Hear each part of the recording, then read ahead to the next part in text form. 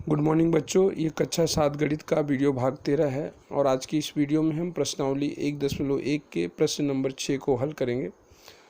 आइए प्रश्न को पढ़ते हैं। रीता बिंदु ए से पूर्व की ओर बिंदु बी तक 20 किलोमीटर की दूरी तय करती है।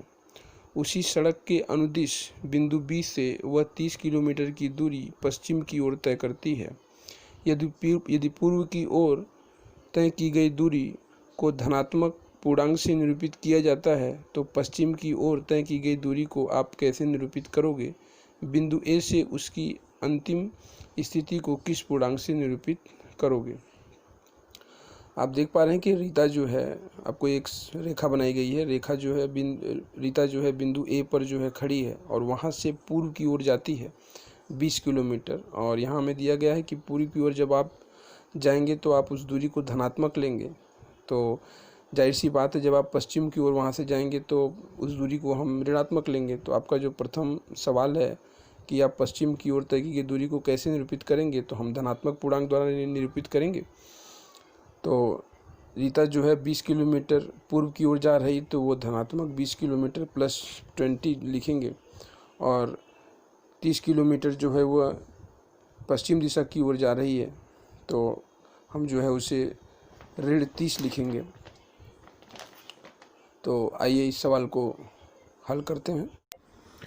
पूर्व की ओर तय की गई दूरी को धनात्मक पूर्णांक से तथा पश्चिम की ओर तय की गई दूरी को ऋणात्मक पूर्णांक लिया जाता है।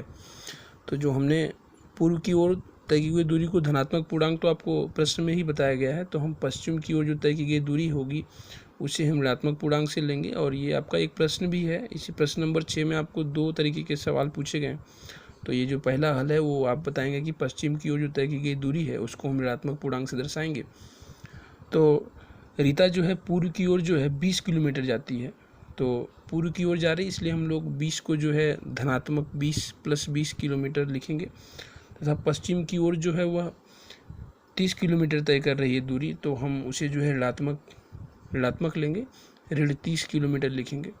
अब उसकी अंतिम स्थिति बतानी है। रीता की अंतिम स्थिति अर्थात उसने कुल कितनी दूरी तय की। आपको एक उदाहरण के तौर पे बताया जाए कि मानो कि आप जो है किसी ए स्थान पर हो और आप जो है यहाँ से कुल 20 किलोमीटर पर एक बी बिंदु है, वहाँ पर आप जाते हो। 20 किलोमीटर जो इसकी टोटल दूरी है वो जो है 20 किलोमीटर है और आप पुनः वहाँ से जो है 15 किलोमीटर वापस आते हो उसी मार्ग पर जो कि सी बिंदु है। तो अब आपकी अंतिम स्थिति, जो प्रारंभिक स्थिति थी वो ए थी और अंतिम स्थिति जो है वह सी है। तो आप असल में चले तो आप पहले 20 किलोमीटर और फिर वापस जो है रिटर्न में जब आए तो आप 15 किलोमीटर चल गए। तो आप कुल अगर देखें तो आपने आपकी जो दूरी है वो 20 प्लस 15 जो है वह 35 किलोमीटर हो जाएगी। लेकिन अगर आपकी स्थिति पूछा जाए तो आप जो आपका घर है ए, यहाँ से तो आप सी बिंदु पर ही हो अंतिम स्थिति पे। इस समय आप कहाँ पर हो? सी बिंदु पर। तो आप जो है असल में कुल कितनी दूरी आपने तय की? 5 किलोमीटर। मतलब आप घर से जब निकले तो आपकी जो अंतिम स्थिति है वो अब 5 किलोमीटर की है। तो हम ऐसे संजोग में जो कुल दूरी तय की गई है उन दोनों का हम लोग जोड़ करते हैं। तो उसी प्रकार हम रीता की अंतिम स्थिति भी प्राप्त करेंगे इन दोनों पूर्णांकों के जोड़ करके। तो हमने धन 20 लिखा और ऋण 30 लिखा और उन दोनों का जोड़ अर्थात योग का चिन्ह लगाया। अब इसको हल करने के लिए आप कोष्टक को खोलेंगे तो हमने प्लस 20 प्लस 20 पाया, धन 20 पाया। अब जो है आप देख रहे हैं कि मैंने आपको पहले ही बताया है कई सवालों में कि कोष्टक के अंदर और बाहर जो है वो गुणा होता है और दो असमान चिन्ह हो तो हम ऋणात्मक लगाते हैं।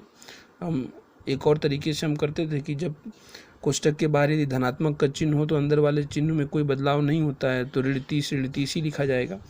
अब आप देख पा रहे हैं कि यहाँ पे दो पूर्णांक संख्याएं लिखी हुई हैं और ये पूर्णांक संख्याएं जो है एक धनात्मक है और एक ऋणात्मक है।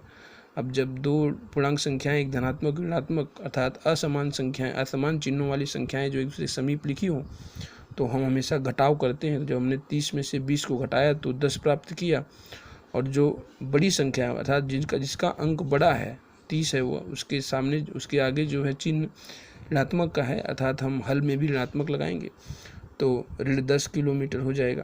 तो जो रीता की अंतिम स्थिति है उसे हम ऋण 10 पूर्णांक से जो है निरूपित करेंगे, अर्थात रीता जो है ऋण 10 किलोमीटर पर होगी। तो आज की इस वीडियो में इतना ही। धन्यवाद।